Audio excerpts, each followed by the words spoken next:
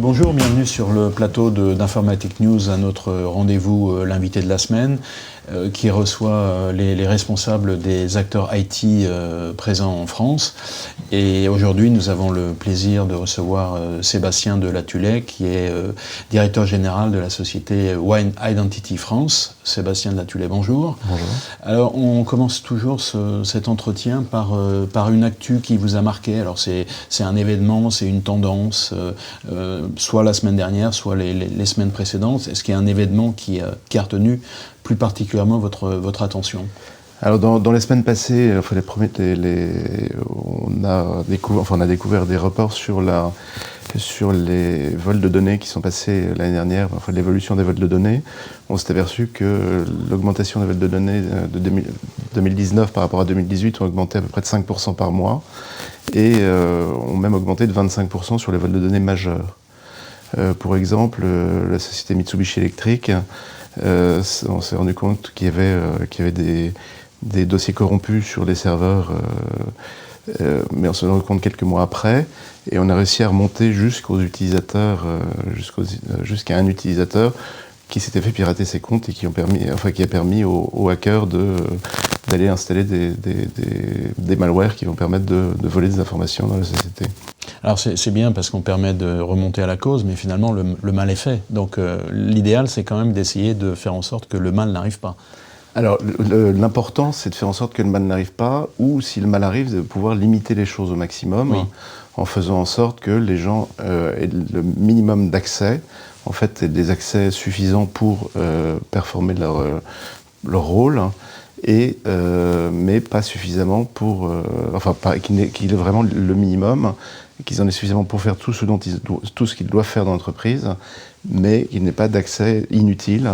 Et parce que souvent des entreprises, quand les gens changent de poste, au cours des années, ils accumulent les droits dans le système d'information, et on oublie souvent de retirer ce dont ils n'ont plus besoin. Et le pire, c'est même quand ils sortent de l'entreprise, et parfois en pas tout à fait bon terme, et donc ils continuent d'avoir accès à des choses qu'il serait préférable qu'ils n'aient pas accès. Tout à fait. Bon, ça, je pense que c'est quand même de plus en plus limité, mais il reste encore des trous de sécurité dans ce sens-là. Alors, on va parler de Wine Identity. Donc, en fait, vous êtes une entité indépendante, mais qui appartient à Quest Software. Ouais. Vous êtes spécialisé dans ce qu'on appelle la gestion des identités. Vous avez aussi des solutions de gestion des comptes à privilèges. Ouais. Vous faites aussi de la gestion des logs.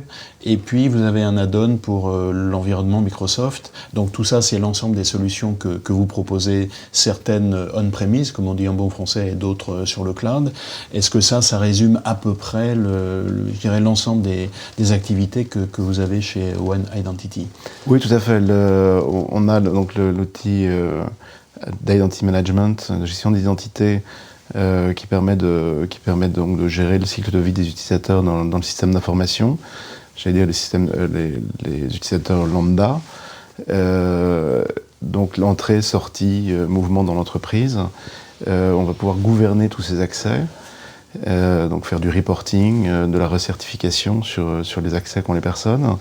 Ensuite, on a notre solution de compte à privilèges, qui va permettre donc de gérer les accès des comptes à privilèges, enfin des administrateurs des différentes solutions, donc gérer leurs accès, donc un coffre-fort de mots de passe pour que les personnes n'aient jamais le mot de passe des systèmes qu'ils doivent gérer, et un système d'enregistrement de session qui va permettre de suivre les activités des administrateurs, donc d'enregistrer ce qu'ils font pour pouvoir prouver que ce sont pas, lorsqu'il y a des malversations, pouvoir prouver que ce ne sont pas les administrateurs qui les ont faites, ou de trouver qui a fait l'erreur. Au-delà de ça, on a aussi un outil d'analyse comportementale qui va permettre en amont, en fait, avant qu'il y ait des erreurs de fait, de pouvoir spotter les comportements des gens, c'est-à-dire une personne qui n'utilise pas sa souris comme elle le fait d'habitude, ou une personne qui se connecte à des heures ou à partir d'endroits différents de ce de ce qu'elle fait d'habitude, on va pouvoir couper sa session immédiatement parce qu'on se rend compte que ce n'est pas la bonne personne. Et donc ça, c'est un module qui est intégré à la gestion des identités ou gestion des comptes à privilèges, ou c'est quelque chose de séparé? C'est intégré à la gestion des comptes à privilèges. Ça va permettre justement d'anticiper tout comportement inhabituel. Voilà, tout à fait. Donc ça va empêcher si quelqu'un réussit à voler un compte d'administration, ça va éviter on va pouvoir tout de suite arrêter les activités de cette personne avant qu'il n'ait le temps de faire quoi que ce soit. D'accord. Il semblerait que justement, si on prend les deux premières activités, deux premières solutions qu'on a mentionnées, gestion des identités et gestion des comptes à privilèges, qui est peut-être une tendance qui s'amorce, qui est dans les appels d'offres de demander finalement l'ensemble des deux dans un package complet, ce qui paraît peut-être vu de l'extérieur, pas pour un spécialiste, mais assez logique dans le sens où finalement les comptes de gestion des identités des administrateurs, c'est des identités comme des autres, sauf qu'elles sont un peu plus spécifiques. Tout à fait. Quoi qu'il arrive, oui, ce sont des comptes, qu'ils soient à haut privilège ou qu'ils soient standards, ça reste des comptes. Et de plus, il faut pouvoir gouverner la globalité de ces comptes. Il faut pouvoir faire du reporting sur la globalité de ces comptes. Et l'intérêt de faire les choses en même temps, c'est de pouvoir avoir deux solutions qui travaillent bien ensemble. Ce que nous faisons, puisque nativement, nous gouvernons les comptes à privilèges à partir de notre solution d'identity management. Parce qu'on est pratiquement, je pense, le seul vendeur qui fasse les deux, les comptes à privilèges et les comptes standards. Et donc ça permet de gouverner la globalité des choses et de savoir en temps réel qui a accès à quoi, pourquoi ces gens ont accès à tout moment. En fait. Et alors, ces solutions-là que vous proposez, elles sont disponibles à la fois en logiciel qu'on peut installer dans son data center et disponibles également en mode SaaS sur le cloud. Alors, est-ce que ce sont les mêmes et est-ce que finalement la tendance qu'on connaît tous vers le cloud va faire en sorte que vous aussi vous allez évoluer vers cette tendance-là? Tout à fait. En fait, aujourd'hui, le cloud, il y a une grosse demande sur le cloud parce que ça simplifie l'administration pour les entreprises. Maintenant, chaque société a une manière différente de gérer ses identités, de gérer les workflows d'habilitation. Et donc c'est compliqué d'avoir un cloud, une solution d'IM complète dans le cloud. Nous avons une solution qui est toujours on-prem, qui permet donc de gérer les accès, enfin de provisionner les comptes, qui souvent restent beaucoup on-prem. Mais toute la partie gouvernance et tous les nouveaux modules en fait, que nous mettons en place, enfin, nous continuons à développer des modules on-prem, mais nous développons aussi beaucoup de modules en SaaS pour que les gens puissent les installer d'une manière ou d'une autre. En fait, s'ils préfèrent les installer en SaaS, notamment pour la partie gouvernance, on a les deux solutions. Donc en fait, vous allez finalement pousser cette solution sur les deux modes, on-premise et puis en cloud, avec la possibilité qu'elle fonctionne de manière conjointe. Tout à fait. C'est un peu ça l'idée, conjointe et presque sans couture, si je puis dire.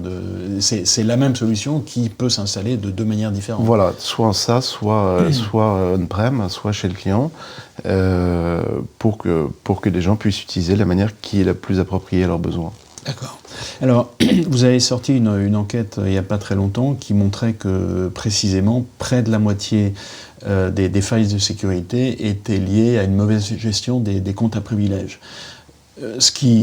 On comprend assez bien qu'on s'attaque à ces comptes-là puisqu'ils donnent accès finalement au maximum de choses. Tout à fait. Quelle est la bonne procédure à mettre en place pour éviter ce genre de choses?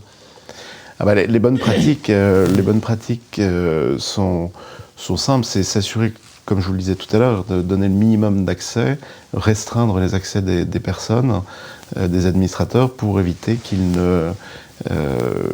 n'aient trop d'accès, pour éviter qu'ils aient les mots de passe, éviter qu'ils aient une ouverture globale sur le système d'information, pour ne pas qu'ils puissent soit faire des malversations si eux-mêmes sont en mauvais terme avec la société, ce qui est très rare, somme toute, mais surtout si on leur vole leurs comptes pour éviter que les personnes qui volent les comptes puissent Et alors, est-ce qu'il y a des comment dire, un peu comme pour prévenir les incendies, tous les mois on fait un exercice pour être sûr que tout ce qu'on a mis en place fonctionne. Est-ce que là, il y a des choses qui sont un peu comparables que les entreprises devraient mettre en place? Il faut recertifier, justement, mettre en place la gouvernance des comptes à privilèges pour pouvoir recertifier régulièrement que les personnes qui ont des accès à privilèges ont toujours besoin de ces accès, ont toujours besoin d'administrer tel ou tel système, et donc que leur manager ou que les responsables des différentes applications puissent recertifier que les accès restent les bons et que les administrateurs ont toujours besoin de ces accès. Mais est-ce que des exercices du genre, de manière un peu inopinée, un administrateur fasse une chose qui ne soit pas correcte pour vérifier que les gens qui sont chargés de la supervision soient bien en place et constatent qu'il y a quelque chose d'anormal qui s'est fait? Est-ce que ça on peut toujours imaginer de tester ce genre de choses. Maintenant, c'est plutôt aux sociétés de conseil, aux entreprises elles-mêmes de mettre en place ce genre de procédure. Nous proposons les outils qui permettent de faire ce genre de choses. Après, c'est aux entreprises de mettre en place Alors, d'accord. Justement, depuis l'acquisition de Balabit, donc, il y a quelques mois, vous êtes passé au mode 100% en direct, en reprenant finalement ce mode de distribution de Balabit. Tout à fait. Ça veut dire que les partenaires, les sociétés de services prennent de plus en plus d'importance dans votre écosystème. Ah oui, de toutes les façons, chez Well Entity, ce sont toujours des sociétés de services qui ont fait des audits chez les clients avant de mettre en place des solutions d'identity management. Et on doit une solution telle que ce genre de solutions doivent être adaptées à l'entreprise. Et donc il faut qu'il y ait un cabinet de conseil étudie la société, les différentes règles, la manière de fonctionner pour mettre en place la solution de la manière la plus optimisée pour chaque client. Donc c'est à chaque fois une étude complète et il faut que un cabinet de conseil qui connaît les bonnes pratiques va pouvoir aider une société à mettre en place la solution de la manière optimum pour le client final. Et est-ce que vous avez des ratios ou des chiffres assez simples pour indiquer à nos lecteurs combien ça coûte? C'est-à-dire combien coûte la gestion des identités, par exemple, dans une entreprise par salarié? Est-ce qu'il y a des ratios, je dirais, standards? Non, il n'y a pas de ratio standard parce que tout dépend de la complexité des systèmes d'information, tout dépend de la complexité que l'on veut mettre en place. Par exemple, pour une banque, ça peut coûter plus cher que pour une industrie. Dans une industrie, dans la partie recherche et développement, il y a besoin de process plus forts que dans d'autres parties de l'entreprise. Plus les données sont sensibles, plus on complexifie la mise en place. Et ce ratio, il peut aller d'un facteur 1 à je ne sais pas combien, enfin il peut être très très large? Il peut être très large parce que certaines entreprises ne souhaitent gérer que quelques applications et d'autres entreprises veulent gérer des milliers d'applications. Donc, suivant en fait, c'est plutôt le nombre d'applications, le nombre de workflows qu'on va mettre en place. C'est la complexité en fait de ce qu'on va mettre en place qui va faire que... Vos clients en France, c'est plutôt des grands comptes et vous pouvez en citer quelques-uns? Alors, nos clients en France, c'est compliqué de citer des clients parce qu'on n'a pas forcément le droit de le faire. Mais ça peut être des grosses industries. Sur des sujets qui sont en général. Voilà, des sujets aussi sensibles en plus. Mais on a des grandes entreprises dans le domaine bancaire, dans le domaine industriel, dans le domaine de la restauration par exemple. Ce sont des sociétés qui ont de 500 pour des petites banques privées à 500 000 utilisateurs. D'accord. Bon, on imagine ce que ça peut être. Dernier point, vous avez également publié une enquête sur le RGPD auprès de décideurs qui, en tant qu'utilisateur, disait que finalement, avant la mise en place du RGPD et après, ils ne voyaient pas une grande différence. Est-ce que vous le constatez? Comment vous l'expliquez? Alors, je pense que beaucoup d'entreprises font déjà attention à tout cela. La différence, c'est qu'aujourd'hui, il y a quand même eu pas mal d'amendes qui ont été demandées à des clients. Enfin, Google a une amende en France de 50 millions d'euros. Aux États-Unis, British Airways a eu une amende de 200 millions d'euros. Pardon, en Angleterre. Oui, ça. On fait attention, le gouvernement fait attention, force les entreprises à faire attention à ces choses-là, mais ça ne veut pas dire que que les entreprises qui n'avaient pas encore commencé les choses ont eu le temps de se retourner et de le faire tout de suite. Nos solutions permettent justement de faciliter la conformité à la RGPD. C'est pour ça qu'on met des solutions d'Identity Access Management en place qui permettent justement de contrôler les accès, de contrôler la sécurisation des données en général. Donc finalement, pour vous, la RGPD, ça a été un peu un booster d'activité d'une certaine manière, non ? En théorie, oui. Mais les sociétés qui voulaient mettre en place de l'IAM, oui, ils l'auraient fait de toutes les façons. Je pense que même sans cette épée de Damoclès qui est cette amende qu'ils risquent d'avoir, je ne sais pas si c'est le moteur principal. Parce que d'un point de vue purement commercial, le fait de perdre des données des clients ou de ses salariés n'est pas très intéressant. Enfin, c'est pas quelque chose de très vendeur pour eux. Donc, Très bien. Écoutez, je crois qu'on va rester sur ce conseil auprès des entreprises. En tout cas, Sébastien de La Tuillet, merci beaucoup.